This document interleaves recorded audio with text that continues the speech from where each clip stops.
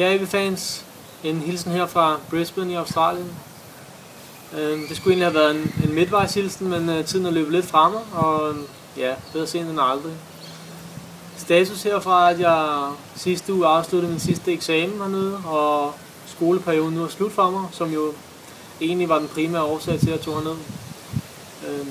Og ellers, som I jo nok ved, så kom jeg jo skadet hernede med min store tå, som forhindrer mig i at spille nogle af kampene i foråret derhjemme.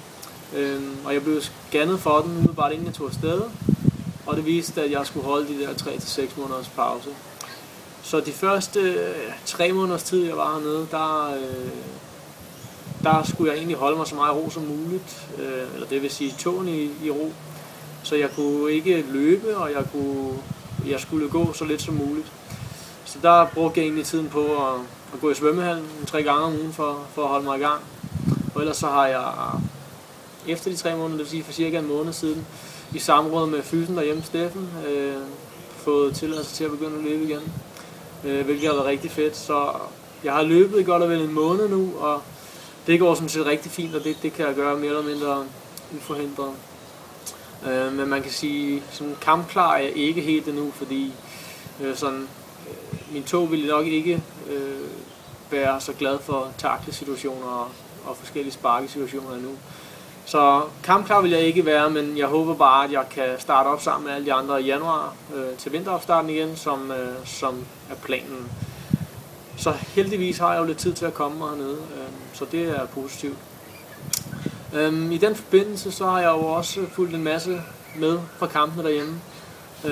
Primært på livescore, der det aldrig rigtig lykkedes mig at streame de kampe, der nogle gange blev vist direkte. Så jeg har fulgt resultaterne og ellers læst opdateringer og så videre fra hvordan det er gået. Så som status er nu, så har vi jo et par vigtige kampe foran os til sidst. Og min appel herfra er der, at vi alle sammen vi bakker holdet så meget op som muligt til de vigtige kampe, så vi kan skrave nogle point sammen.